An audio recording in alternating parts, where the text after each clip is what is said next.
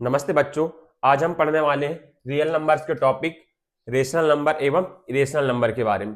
क्या होती है रेशनल नंबर, इरेशनल नंबर, चलिए जानते हैं। रेशनल नंबर, जिसको हिंदी में क्या बोला जाता है, परिमेय संख्या, उसकी क्या डेफिनेशन है?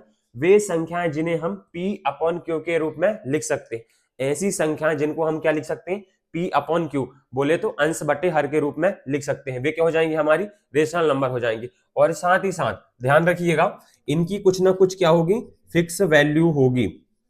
इनकी क्या होगी, कुछ ना कुछ फिक्स वैल्यू होगी। तो रेशनल नंबर किनको बोलेंगे? ऐसी संख्या जिनको अपन P अपॉन Q के रूप में लिख सकते हैं और साथ ही साथ उनकी कुछ ना कुछ क्या होगी, फिक्स वैल्यू होगी। वो क्या हो जाएंगी, हमारी रेशनल नंबर हो जाएंगे। एग्जाम्पल के तौर पर मैं ले लूं, मैं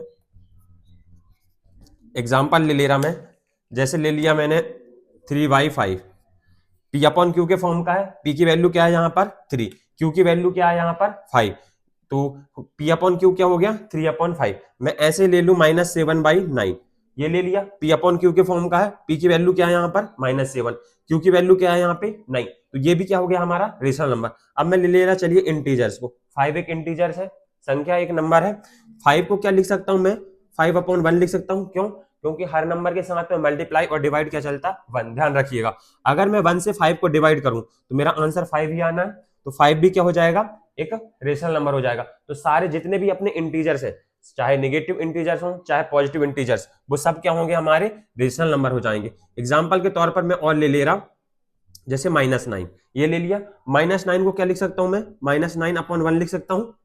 तो -9/1 भी क्या हो जाएगा, रेशनल नंबर। तो -9/1 की वैल्यू क्या है, -9। तो -9 भी क्या हो जाएगा, हमारा रेशनल नंबर। ऐसे ही मैं ले लूं डेसिमल वाली संख्या, जैसे डेसिमल वाली संख्या ले लिया 2.5, ये है 2.5। क्या रेशनल नंबर होगा? हाँ होगा। क्यों? क्योंकि मैं 2.5 को क्या लिख सकता हूँ, 25/10, क्योंकि डेसिमल के बाद कितना डिजिट था, एक डिजिट। तो डेसिमल का साइन हटाया तो क्या, एक जीरो कहां पे आ गया, नीचे आ गया। अब देखिए 25/10 हो गया। P अपॉन Q के फॉर्म में दिख रहा। P की वैल्यू क्या है यहाँ पे 25, Q की वैल्यू कितनी है यहाँ पर 10। तो डेसिमल वाली संख्या 2.5 क्या हो जाएगी, हमारी रेशनल नंबर हो जाएगी। ऐसे ही मैं और ले लू एग्जाम्पल के तौर पर 0, ये ले लिया। क्या ये रेशनल नंबर होगा? हाँ, जीरो भी क्या है, एक रेशनल नंबर। ध्यान रखिए, जीरो को मैं क्या लिख सकता हूँ, 0/1। ध्यान रखिए, हर नंबर के साथ में क्या चलता है, मल्टीप्लाई और डिवाइड 1 चलता है। तो जीरो को भी क्या लिख सकता हूं मैं, 0/1।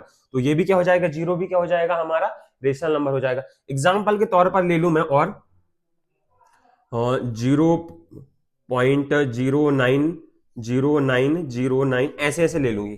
क्या है ये, अशांत दशमलव है, अशांत आवृत्ति दशमलव है, जिसको बोलते हैं नॉन टर्मिनेटिंग रिपीटिंग डेसिमल। क्या ये रेशनल नंबर होगा? सोचिए थोड़ा, क्या ये हो सकता? हाँ हो सकता है। क्यों? जब मैं अगर इसको 1 को डिवाइड करूं, किससे, 11 से। 1 को मैं कैसे डिवाइड करूं, 11 से, तो मेरा क्या आ जाएगा 0.090909। ऐसे ये रिपीट होते जाएगा, ये कभी टर्मिनेट ही नहीं होगा, शांत ही नहीं होगा।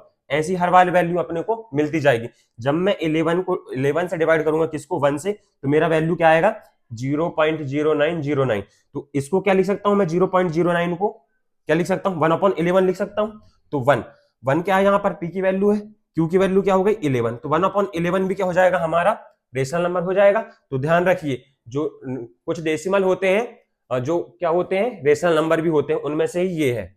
ऐसी एक और वैल्यू ले रहा मैं 0.11111। क्या ये रेशनल नंबर होगा? हाँ होगा। क्यों? क्योंकि जब मैं 1 को अगर 9 से डिवाइड करूं, तो मेरे को क्या निकल के आएगा 0.1111। ये वैल्यू क्या होती जाएगी, रिपीट होती जाएगी। तो ध्यान रखिए, जितने भी अपने नॉन टर्मिनेटिंग रिपीटिंग डेसिमल और क्या बोलते हैं टर्मिनेटिंग डेसिमल होते हैं, वो सब क्या होते हैं, रेशनल नंबर होते हैं। अब मेरे को बताइए, देखिए यहाँ पर 22/7 क्या रेशनल नंबर होगा? होगा। क्यों? क्योंकि ये कैसा है, P अपॉन Q के फॉर्म का है। P की वैल्यू क्या है यहाँ पर 22 और Q की वैल्यू क्या है यहाँ पर 7। तो ये P अपॉन Q की वैल्यू क्या हो जाएगी, 22/7 हो जाएगी। तो वो क्या हो जाएगा, हमारा रेशनल नंबर। इसके बाद हम बात करें स्क्वायर रूट वाली संख्याओं की। स्क्वायर रूट वाली संख्याओं का एग्जांपल ले लूं मैं, जैसे वे संख्याएं जिनका हम क्या फिक्स वैल्यू निकल सकती है, स्क्वायर रूट के अंदर की वो संख्या जिनकी कुछ ना कुछ फिक्स वैल्यू निकल के आ सकती है, वो क्या हो जाएंगी, हमारी रेशनल नंबर हो जाएंगी। एग्जाम्पल के तौर पर ले लूं मैं √4, ये ले लिया मैं। √4 की वैल्यू क्या निकल के आएगी, जब स्क्वायर रूट लूंगा तो मैं क्या 2 निकल के आ जाएगी। तो ये क्या हो जाएगा, √4 क्या हो जाएगा, हमारा रेशनल नंबर हो जाएगा। ऐसे ही मैं एग्जाम्पल के तौर पर ले लूं √36, ये ले लिया मैंने। √36 की वैल्यू क्या निकल के आ जाएगी, 6 निकल के आ जाएगी। ये भी क्या हो जाएगा, हमारा रेशनल नंबर। तो रेशनल नंबर इसलिए बोला वे संख्या जिनको अपन पी अपॉन क्यू के फॉर्म में डिनोट कर सकते हैं और साथ ही साथ उनकी कुछ ना कुछ फिक्स वैल्यू हो, तो वे क्या हो जाएंगे हमारी रेशनल नंबर। यहाँ पर मैंने जितने भी एग्जाम्पल लिए हैं वो क्या है पी अपॉन क्यू के फॉर्म में और उनकी कुछ ना कुछ क्या निकल के आ रही, फिक्स वैल्यू निकल के आ रही है, तो वो संख्या क्या हो जाएंगे हमारी रेशनल नंबर। अब चलिए बात करते हैं इसके बाद इरेशनल नंबर की। इरेशनल नंबर की डेफिनेशन क्या बोलती है, वे संख्याएं जिन्हें हम क्या पी अपॉन क्यू के रूप में नहीं लिख सकते, ऐसी संख्या जिनको अपन क्या पी अपॉन क्यू के रूप में नहीं लिख सकते, वे संख्याएं क्या हो जाएंगी हमारी इरेशनल या अपरिमेय संख्या हो जाएंगी। और साथ ही साथ ये भी ध्यान रख रखिए कि इनकी कोई फिक्स वैल्यू नहीं होती है, इनकी क्या होती है कोई फिक्स वैल्यू नहीं होती है, तो ये क्या हो जाएंगी irrational number. Irrational number generally क्या होती है स्क्वायर रूट वाली संख्याएं होती है जिनकी फिक्स वैल्यू निकल के नहीं आती। एग्जांपल के तौर पर मैं ले लूं √2, √2 तो ले लिया, लेकिन इसकी जब वैल्यू निकालूंगा मैं तो अप्रॉक्स में वैल्यू निकल के आएगी, एग्जैक्ट वैल्यू निकल के ही नहीं आएगी, इसकी अप्रॉक्स में वैल्यू निकल के आती है 1.4 समथिंग समथिंग समथिंग, ऐसे ही चलते चला जाता है, इसकी कोई एग्जैक्ट फिक्स वैल्यू निकल के नहीं आती, तो ये क्या हो जाएगा हमारा इरेशनल नंबर। तो इसलिए जितनी भी संख्या ले लें जिनका अपन स्क्वायर रूट निकालें तो उनकी कोई फिक्स वैल्यू निकल के नहीं आ रही, तो वो क्या हो जाएंगी इरेशनल नंबर। जैसे मैं एग्जांपल ले लूं √3, इसकी वैल्यू क्या निकल के आएगी 1.7 समथिंग समथिंग, ऐसे निकलते चला जाएगा, इसकी कोई फिक्स वैल्यू निकल के नहीं आएगी, तो ये भी क्या हो जाएगा इरेशनल नंबर। अब मैं वहीं पे बात करूं पाई एक ऐसा नंबर है जिसकी कोई फिक्स वैल्यू नहीं है, पाई की कोई फिक्स वैल्यू नहीं है, ध्यान रखिएगा, पाई की कोई क्या है फिक्स वैल्यू नहीं है, पाई की अप्रॉक्स में वैल्यू है, कितनी मानते हैं अपन 22/7, पाई की अप्रॉक्स में वैल्यू मानते हैं अपन क्या 22/7, इसलिए पाई तो क्या है, पाई क्या है एक अपना, पाई क्या है अपना इरेशनल नंबर, क्या है पाई इरेशनल नंबर, लेकिन 22/7 क्या है एक रेशनल नंबर, क्यों, क्योंकि ये क्या है पी अपॉन क्यू के फॉर्म का है। तो ध्यान रखिएगा कि पाई क्या है एक इरेशनल नंबर, लेकिन जो उसकी वैल्यू है जिसको अपन मानते हैं उसकी फिक्स वैल्यू नहीं है, वो अप्रॉक्स में वैल्यू क्या है 22/7, इसलिए क्या है ये 22/7 क्या है रेशनल नंबर।